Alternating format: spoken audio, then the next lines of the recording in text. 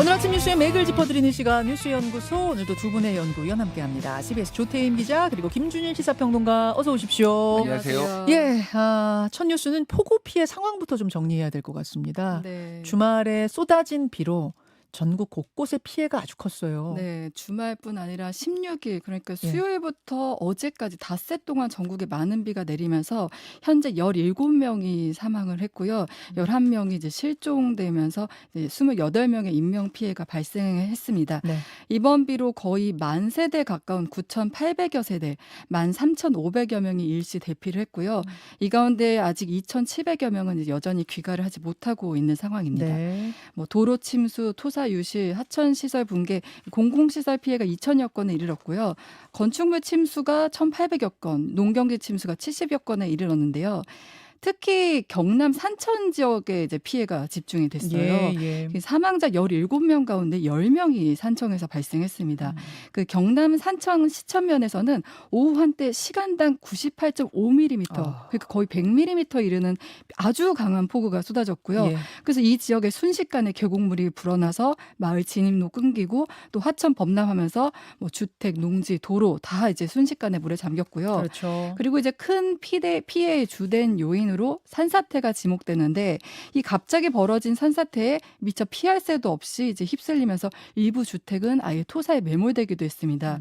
근데 이 산사태 또 원인으로 지난 3월에 산청의 경우 최악의 산불을 기록했거든요. 네. 이러면서 산림 훼손되고 나무 베어내고 하면서 이번에 피해가 더 컸다. 그리고 산천 지역의 경우 노후 주택이 밀집된 것도 있고 또 대피 인프라가 부족했다는 점들이 피해를 크게 일으켰다는 원인으로 지목되고 있고요.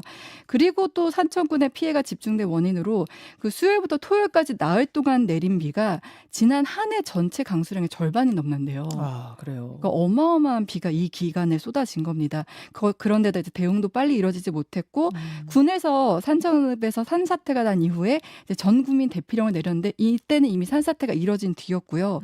일부 마을 같은 경우는 이미 전기와 통신이 끊겨서 이제 재난 문자 받지 못한 경우도 있었다고 하고요. 그러니까 재난 문자 빨리 피하십시오. 전 국민 대피령을 내렸지만 이미 통신이 끊겨져서 네. 문자조차 받지 못했다는 거고, 지금 많은 증언들이 쏟아지고 있잖아요, 주민들의. 대피하십시오. 마을 방송이 막 나오고 나서 불과 한 10분도 지나지 않았어요. 나가야지 하는데 벌써 물이 1층에 가득 찼더라. 뭐 이런 분들의 호소가 있을 정도로 네. 정말 비가 엄청나게 쏟아진 엄청나게 거예요. 쏟아졌고 대피 그러니까 아까 이런 열악한 상황에서 대피도 그 시급하게 이루어지지 못하고 여러 상황이 겹쳐지면서 좀 큰 피해를 낸 것 같습니다. 맞습니다. 가평, 경기 가평에서는 어제 새벽까지 내린 비로 펜션 건물이 무너지고 네. 4명이 매몰됐고 1명은 숨졌습니다. 네, 거기다가 또 이제 가평 캠핑장 많잖아요. 네. 캠핑장이 비에 이제 고립되면서 28명이 구조되게 됐는데 여기서는 일가족 중에 40대 남성이 숨지고 아내와 아들이 실종되는 그런 안타까운 사고도 있었습니다. 네, 김준일 평론가. 예. 그러니까 수도권, 그러니까 특히 서울은 그래도 주말에 좀 쨍하고 해도나고 이랬는데 이 산청 지역, 뭐 이 경남 쪽, 남부 지역 쪽으로는 굉장히 비가 많이 왔어요. 예, 강수량이 그 산청에는 한 800mm 왔거든요. 근데 연간 강수량이 여기가 1,500mm예요. 예. 그러니까 절반 이상, 한 이틀 사흘 동안 절반 이상이 내렸다 이렇게 보시면 될 것 같고, 뭐 경남 합천도 뭐 700mm, 하동 600mm, 뭐 광양 617mm 뭐 해서 대부분의 이 남쪽 지역에 지금 엄청나게 비가 왔습니다. 네. 그래서 지금 공공시설 1,920건, 사유시설 2,234건, 요게 이제 어제 저녁 기준이거든요. 이 정도로 침수가 많이 됐는데, 그러니까 특히 이제 인명 피해가 많이 났다. 이거는 결국은 배수로 문제가 지적이 안 될 수가 없어요. 지금 환경부에 따르면은 지난 5월 기준으로 자치단체가 이제 청소나 점검을 끝낸 배수로가 전체의 29% 정도밖에 안 된다고 합니다. 그래요. 예, 10개 중에 3개만 점검이 끝났고, 그래서 일부 이제 뭐 광주나 여러 지역에는 배수로 같은 경우에는 이게 냄새가 좀 날 수도 있거든요. 네, 그래서 네. 시장에 있는 경우에는 이거를 뭐 장판이나 비닐 같은 걸로 덮어놔가지고 우리 물이 이제 안 빠져가지고 침수가 좀 문제가 됐다. 그리고 거기에 이제 뭐 담배꽁초나 뭐 이런 것들도 계속 영향이 있었다고 그래서 배수로, 대통령이 예전에 취임하자마자 그 배수로 얘기를 했었어요. 그러니까 네, 이번에 네. 호우에 배수로 어떻게 할 거냐. 그래서 지금 배수로 문제를 다시 한번 좀 점검을 좀 잘 해야 될 것 같습니다. 그리고 대통령이 지금 산청에는 이제 농림부 장관을 보냈고 오늘 행안부 장관이 또 저 주요 지역을 점검을 한다고 합니다. 특히 이제 이재명 대통령이 오산시 옹벽이 무너졌는데 네. 그 시민들 제보가 있었는데 왜 이거 제대로 대처 안 했냐. 그래서 좀 그거에 대해서 질타를 하고 원인을 파악해봐라. 그리고 경찰에도 왜 통제가 안 되는지 여부를 파악해봐라라고 좀 지시를 한 상태입니다. 그 오산의 옹벽이 와르르 무너져서 정말 순식간에 자동차 덮친 그 사건 말씀하시는 예. 거죠. 주민의 신고, 사전 신고가 있었는데 왜 아무 조치가 없었는가. 아, 안타깝습니다. 예, 주말 사이에 이 폭우 피해들 정리를 해주셨어요. 이게 비가 언제까지 오는 거예요? 비는 이제 장마는 끝났다. 이제 이렇게 완전 끝난 기상청에서 겁니까? 밝히긴 했습니다. 네, 예, 그래서 예. 이제는 오늘부터 이제 또 어떻게 보면 무더위가 본격적으로 시작된다 이렇게 예상되고 있습니다. 자, 다음 이슈 넘어가죠. 윤핵관과 종교계로 퍼지는 특검 수사. 주말 사이에 윤석열 전 대통령에 대한 구속 기소가 이루어졌는데 특검 수사 소식 전체적으로 좀 짚어보겠습니다. 우선 특검이 통일교 본거지를 압수수색하면서 수사가 종교단체로까지 확대되는 모습입니다. 네, 최근 소식부터 전하면 원래 어제 오전에 통일부 전 간부, 그러니까 윤모 씨, 윤 전 본부장에 대한 특검 소환 조사가 예정돼 있었는데 윤 전 본부장 측에서 출석 연기 요청을 했고요.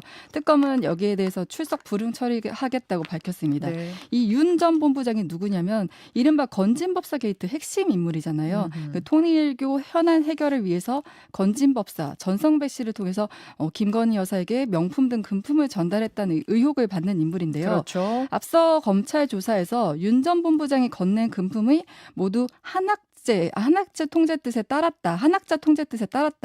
결제받은 사안이다 이렇게 진술한 것으로 알려지면서 수사가 이제 통일교 윗선으로 확대되는 모습이고요. 그러니까 지금은 전직 본부장이지만 네. 그게 내 뭐 개인 사적으로 준 선물이 아니라 윗선에 다 보고하고 결제받은 선물이다 이렇게 진술을 했다는 거죠. 네, 검찰 조사에서. 그래서 이제 민중기 특검팀이 지난 금요일에 경기 가평에 위치한 통일교 핵심 시술 천정궁에 대한 이제 압수수색에 나선 거예요. 천정궁이란 곳이 통일교에서는 어떤 곳이에요? 굉장히 상징적인 곳인데 여기가 하늘과 땅이 연결된 지성소라고 해서 굉장히 신성시하는 곳이라고 하고요.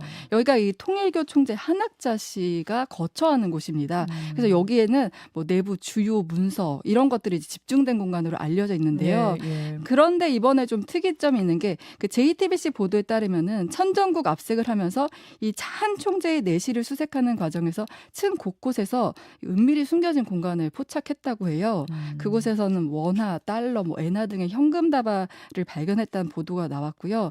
이게 좀 은밀한 공간하면 좀 기시감이 드는 게 앞서 왜 특검팀이 전성배 씨 법당 압수수색할 당시에도 네. 비밀의 방 있다고 압수수색했었잖아요. 맞아요. 그때 예. 뭐 아마테라스상 모신 불당 발견 사실 알려지기도 했었는데 뭐 이번에도 이런 비밀 공간이 발견됐다고 합니다. 그리고 통일교 외에 그 보수 기독교 원로 등에 대한 압색도 이뤄졌는데 여기는 최상병 특검팀이에요. 네. 앞서는 이제 김건희 특검팀이고요. 그렇죠. 이명환 특검팀은 같은 날인 지난 금요일에 김장환 극동방송 이사장과 이영훈 여의도 순복음교회 담임 목사 주거지 등을 압수수색해서 이제 지금 그 확보한 자료를 검토하고 있습니다. 김장환 목사, 이영훈 목사의 집, 네, 예, 집. 자택을 압수수색해서 확보한 자료를 검토하고 있다. 네. 왜 압수수색을 하게 된 건지를 설명해 주세요. 여기는 이제 임성근 전 해병대 1사단장. 네. 그러니까 여기 구명 로비 과정에 이 개신교 인맥이 연루됐을 가능성이 높다고 보고 있어요. 그 말씀은 무슨 그러니까 이야기인 임 전 거죠? 사단장이 독실한 기독교 신자라고 하는데 네. 임 전 사단장이 이 군종 목사 등을 통해서 이 종교계 인사 등을 상대로 도움을 요청했고 이 이제 그 기독교 보수 원로 인사들이 이 대통령실 또는 윤 전 대통령과 연결됐을 가능성을 이제 특검이 보고 있는 거예요. 실제로 특검은 예. 김장한 목사와 이철규 의원 사이의 통화 기록도 지금 확보한 것으로 알려져 있습니다. 지금 이 VRP가 경로한 이유가 임성근 사단장을 왜 경찰 이첩자 명단에 넣은 거야? 이건 거잖아요. 네.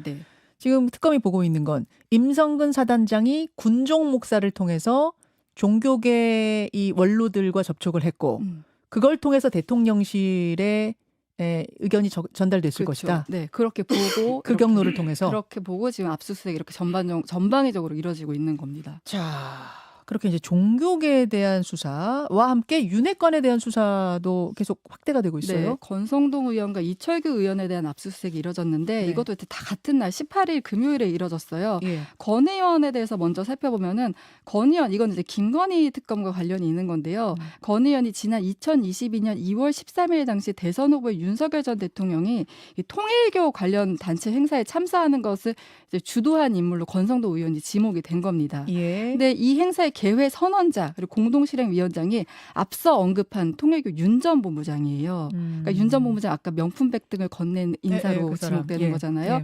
근데 이 권 의원이 지난해에는 또 윤 전 본부장이 설립한 사단법인 행사에서 축사를 직접 한 적도 있다고 하고요. 그러니까 윤성동 의원하고 권성동 의원하고. 권성동 의원하고 그 누굽니까? 윤 전 본부장. 통일교의 전 본부장인 윤 전 본부장 사이에 계속해서 뭔가 교류가 있었다. 그 네. 부분에 집중하는 거예요. 맞습니다. 왜 이렇게 자꾸 교류를 했을까? 왜 이 행사에 권성동 의원이 주선해가지고 대통령이 갔을까? 이 부분들을 본다는 얘기예요. 네, 그가 이제 연결고리로 권성동 의원을 이제 좀 주목하고 있는 거예요. 그리고 또 다른 윤핵관 중 한 명이죠. 이철규 의원 사무실도 압수수색 이뤄졌는데 네네. 이 의원 같은 경우는 이제 앞서 말한 최상병 순직 관련입니다. 네. 그러니까 윤 전 대통령이 경로했다는 2023년 7월 31일 그 국가안보실 수석 비서관 회의가 끝난 뒤에 윤 전 대통령과 이 의원이 여러 차례 통화했다는 사실을 특검팀이 확인했다는 거고요. 앞서 얘기한 것처럼 이 의원과 김장한 목사가 통화했다는 기록도 이제 특검이 확보했다는 거예요. 아, 근데 특검이 지금 추정해서 수사하는 거는 경로한 그 즈음에 이철규 의원하고 통화를 막 한 기록이 있더라. 물론 내용까지는 지금 모르겠습니다만 그렇죠. 기록이 있더라. 그럼 혹시 임성근 사단장, 군종 목사, 기독교 원로 목사, 이철규 의원, 대통령 요렇게 쭉 올라간 거 아니야? 로비가 요렇게 본다는 거예요. 네, 맞습니다. 예. 지금 이제 특검이 동시다발적으로 수사를 하고 있는 거라서 최상병 특검, 뭐 김건희 특검, 내란 특검 막 섞여 있어서 지금 들으시는 분들이 조금 혼란스러우실 수도 복잡하죠. 있어요. 네. 자, 요렇게 주말에 돌아갔습니다. 김준일 평론가 예. 어디에 주목하세요? 일단 소위 말하는 윤핵관들의 수사는 뭐 시간 문제였다 예측이 되는 상황이었어요. 왜냐하면은 지금 3특검에서 거의 다 뭐 윤핵관들의 이름이 거론이 되고 예. 뭐 이거 특히 이제 김건희 특검 같은 경우에는 건진법사와 관련해서도 이름이 언급되고 명태균 게이트에서도 언급되고 그렇죠. 그러니까 온갖 데에서 다 언급이 되고 있었기 때문에 피의자가 됐든 참고인이 됐든 뭐가 됐든 이제 조사가 이제 불가피한 상황이었거든요. 근데 권성동 의원 같은 경우에는 아예 근데 이제 돈을 받았다. 이걸로 지금 그 압수수색 영장에 나와 있어요. 그러니까 특정범죄가중처벌법상 알선 수재를 포함해 업무상 횡령, 정치자금법 위반 혐의거든요. 지금 누구로부터 돈을 받았다고 보는 거예요? 이게 통일교 쪽으로 지금 받은 걸로 지금 보여요. 그러니까 왜냐하면은 이게 지금 관련해서 네. 예를 들면은 그 최근에 건진법사가 네. 그때 그 통일교 윤 본부장하고 그 대화했던 내용 중에 네. 권성동이 이제 차기 당대표가 유력하다. 그래서 뭐 우리가 지원해야 된다. 뭐 이런 얘기들이 있었잖아요. 물론 그때는 당대표에 출마하지 않았습니다. 여러 네. 가지 책임론 때문에. 그런데 이제 통일교 쪽하고 상당히 오랫동안 끈끈한 관계를 맺어온 것 아니냐. 그래서 지금 돈을 어떤 식으로 받았는지 이거에 대해서 명확하지가 않아요. 지금 이 압수수색 영장만으로. 그래가지고 네. 이 조사가 끝나 봐야지.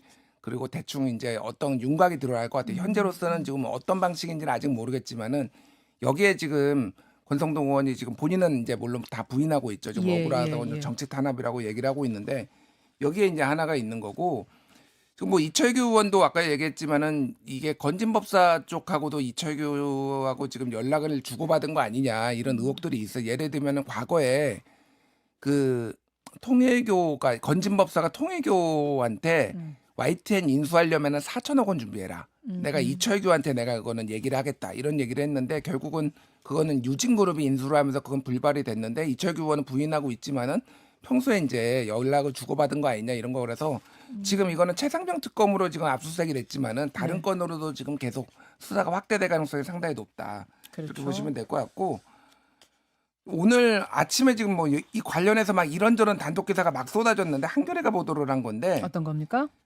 그 김건희 여사가 이 통일교하고 연락을 주고받은 그 정황들이 있어요. 근데 이게 직접 전화가 아니라 그 행정관, 유모 행정관, 유경옥이라고 네. 이름이 많았으니까 그 사람의 전화로 이제 그동안 전화를 통화를 받았고 김건희 씨는 나는 모르는 일이다 이런 식의 입장이었거든요. 그런데 발신 번호가 네.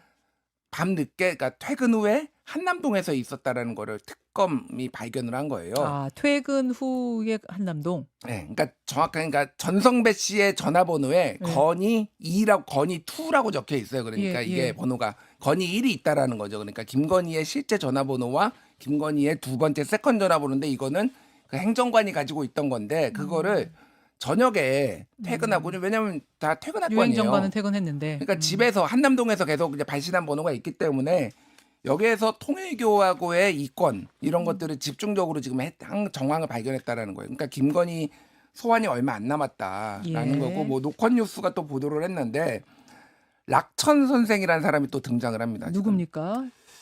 저도 잘 모르겠어요. 이 락천 선생은 정말 처음 듣는 이름인데 누구예요? 락천 선생 김모 씨라고 하는데 86세 김모 씨인데요. 뭐 네. 여러 이제 유튜브에서는 그동안 좀 추적을 해온 건데 이게 지금 뭐 언론에서는 예. 그 레거시 미디어에서는 이름이 처음 나온 건데 2019년부터 이미 윤석열과 통일교를 연결시켜준 정황들이 있다라는 거예요. 수첩에 이 사람의 수첩에 통일교와 윤석열 전 대통령 연결하는 중간다리 역할을 락천 선생이 했다? 2019년 서울중앙지검장 때 수첩에 뭐라고 써 있냐면은 네. 통일교, 화살표, 윤석열 이런 식으로 적혀 있고 통일교 얘기가 계속 나오고 있거든요. 그래서 지금 여기에 중간다리가 있어가지고 지금까지 김건희, 윤석열 부부가 이들과 연결이 된 거 아니에요. 그래서 여기도 지금 조사가 들어갔다 이렇게 보시면 될 것 같아요. 알겠습니다. 이렇게 지금 퍼즐이 맞춰져 가는 중간이에요. 그래서 이게 퍼즐의 조각조각 부분 보이지만 이게 전체적으로 어떤 그림이 될지는 나중에 결과를 봐야겠죠. 예, 그 조각조각을 지금 설명해 드렸습니다. 다음으로 갑니다. 네, 트럼프 지니어스 법안 서명. 미국 트럼프 대통령 지니어스 법안에 서명한 게 화제였는데 네. 지니어스 법안이 뭐야 하시는 분들 계실 거예요. 네, 법안 이름도 지니어스. 네, 지니어스 법안은 그 스테이블 코인을 제도권 금융 시스템에 편입시키는 법인데요. 네. 미국 최초의 암호화폐법이라고 할 수 있습니다. 예. 스테이블 코인은 그 미국 달러에 연동된 가상 자산으로 그 가치가 이제 비교적 안정적이다 해서 이제 지금까지 송금이나 결제에도 널리 사용돼 왔는데 그 제도권 안에 들어있지 않다 보니까 규제도 없었어요. 그렇죠. 그런데 이번에 이 지니어스법 제정으로 규제도 하고 이제 제도권 안으로 들여오겠다 이런 뜻입니다. 네.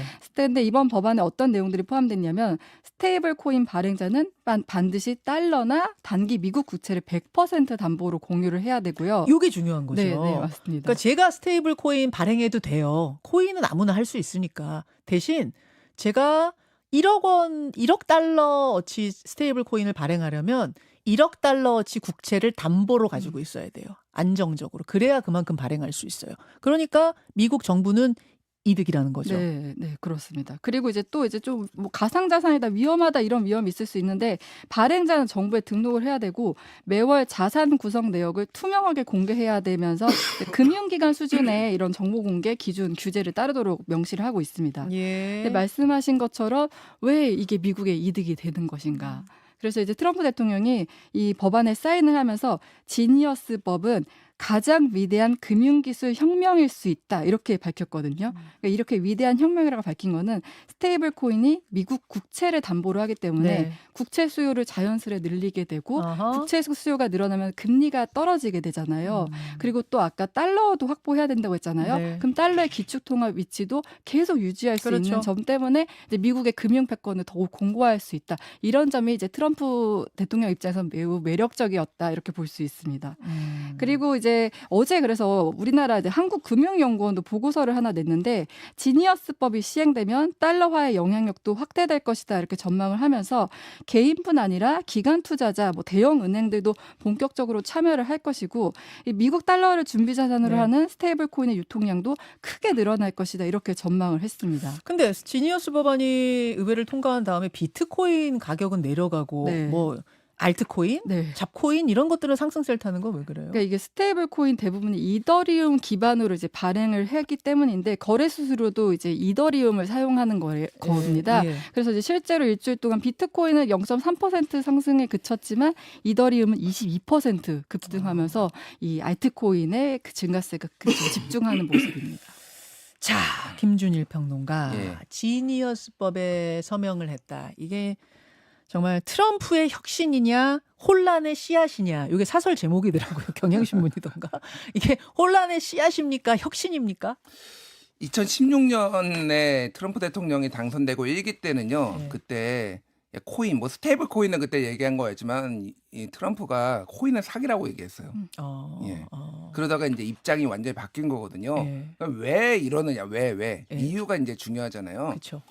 그러니까 지금 가장 미국에서도 보고 있는 거는 빚을 감당할 수가 없어서라는 게 첫 번째 이유라고 합니다. 정부가 예. 국가 부채를 감당할 그러니까 수 없어서 지금 국채를 계속 발행을 해야 되는데 그 이자만 해도 제가 뭐 그러니까 경단이에요. 지금 미국이 갖고 있는 국가 부채가 그리고 한 조에도 뭐 2,000조인가 1년에만 돌아오는 게 막 이렇단 말이에요. 그러니까 이게 채권 금리가 굉장히 민감해요. 근데 그 이제 저기 상호관세 막 이렇게 네. 하면서 시장이 막 흔들렸잖아요. 그러니까 네. 채권 금리가 막 급등하기 시작했어요. 근데 이게 지금 이게 어떤 스테이블 코인이 어떻게 발행이 되냐면은 미국 국채 6개월 단기물을 기반으로 해야 돼. 무슨 얘기냐면은 내가 스테이블 코인을 발행을 하려면은 내가 네. 뭐 특정 회사예요. 그러면은 미국 국채를 확보해야 됩니다. 그렇죠. 그러면은 이 물량을 확보하지 않으면은 그 물량만큼 1대1로 교환이 되게 일종의 이게 은행의 준비금, 맞아요. 준비금 같은 개념이라고 보시면 돼요. 그렇죠. 그러면은 채권에 대한 수요가 엄청 올라갈 거예요. 미국 채권 사야지만 내가 스테이블 코인을 발행할 수 있으니까 채권 많이 발행할 수 있고 채권 금리는 낮아지고 그럼 미국 입장에서 이 정부 입장에서 입장에선. 이득이라는 거예요. 트럼프 입장에서는 예. 미국 정부 입장에서는. 그런데 이제 이게 그러니까 또 하나가 있는데 뭐가 있냐면은 지금 연준을 계속 압박하고 있거든요. 왜 금리 안 내리냐. 근데 연준이 사실상 이제 이게 정부의 입김이 통하지 않는 데잖아요. 네. 근데 이거는 막 스테이블 코인 해가지고 사실상의 금리 조정 효과를 낼 수가 있는 거예요. 그러니까 금리를 높이가 통화량을 이거 일종의 민간 통화잖아요. 연준한테 부탁하지 않고 부탁하지 않고 호소하고 압박할 거 없이 예. 그런 식으로 이제 할 수 있는데 가장 큰 문제는 아무도 가보지 않은 길이라는 거예요. 그런 거죠. 이미 그러니까 스테이블 코인은 많아요. 이미 많고 이게 일종의 그러니까 뭐라고 할까요?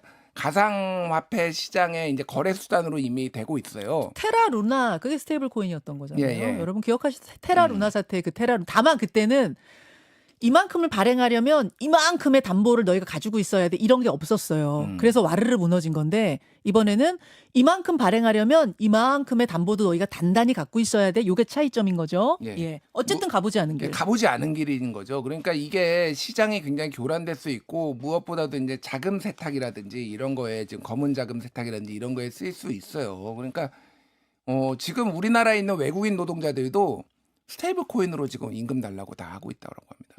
왜냐하면은 수수료가 적게 든다라는 그렇죠. 거예요. 그 사람들은 이제 자기 나라의 달러로 송금을 해야 되는데, 네. 그러니까 돈이 이미 그렇게 많이 쓰이고 있는 건 사실인데, 그래서 이게 이제 앞으로 금융시장에 어떤 영향을 미칠게 너무 많이 이제 발행이 됐을 경우에는 인플레이션 발행하고 이게 또 뭐 금융위기나 그런 때 왔을 때처럼 통제가 불가능한 상황이 될 수가 있다라는 게 우려가 있는 거고.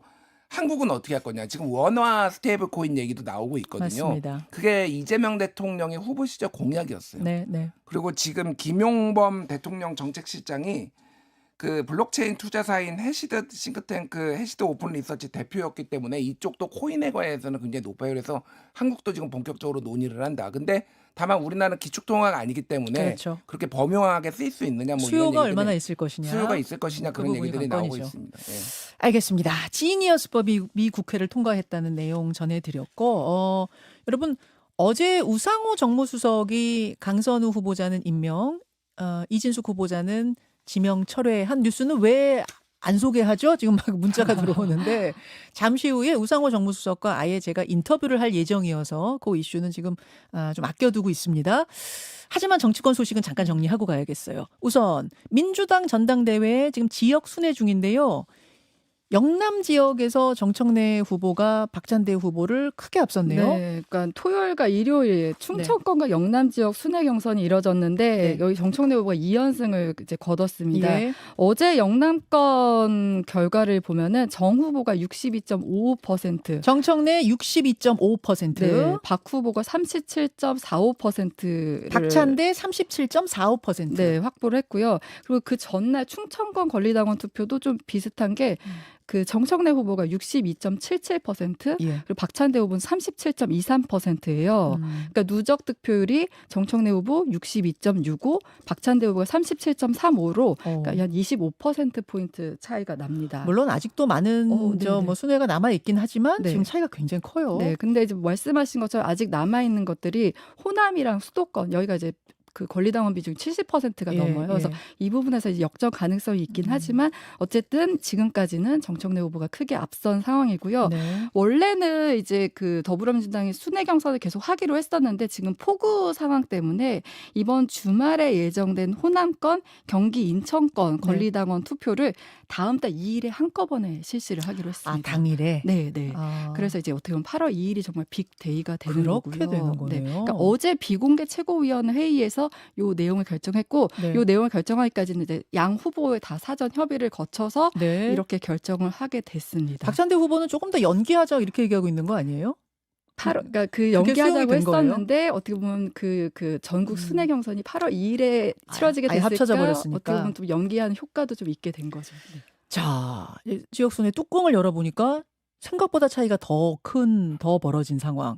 어떻게 보세요, 김준일 평론가? 그러니까 여론조사를 보면은 민주당 지지층에서는 꽤 차이가 났었어요. 그러니까 네. 전체 여론에서는 박찬대 후보하고 조금 격차가 그렇게 크지 않았는데 그러니까 지금 사람들이 그러니까 검찰 좀 더 선명한 개혁 이런 거를 이재명 대통령을 못 믿는 게 아니라 당에서도 같이 보조를 맞춰가지고 개혁을 해야 된다.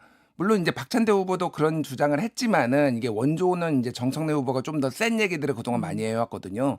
그러니까 이제 뭐 박찬대 후보도 내란 특별법이나 이런 거를 이제 뒤늦게 조금 하기는 했지만은 그런 선명성 경쟁에서 아마 정청래 후보가 좀 더 점수를 받은 게 아닌가 뭐 그런 생각이 많이 듭니다. 예. 예. 민주당 전당대회 그렇게 지금 진행이 되고 있고 국민의힘은 어제 김문수 전 장관이 출마 선언을 했어요. 네, 네. 나경원 의원은 불출마를 불출마. 또 네. 선언을 했고 한동훈 전 대표와 안철수 의원이 비공개 회동했다는 그런 그 소식도 있죠. 들어. 네. 한동훈 전 대표와 유승민 전 의원이 회동했다는 소식도 있고. 지금 가장 관심은 한동훈 전 대표가 출마를 하느냐 여부가 이제 어떻게 보면 가장 좀 중요한 변수가 됐다. 이렇게 중요한 볼 수 변수가 있고요. 지금 네. 됐죠.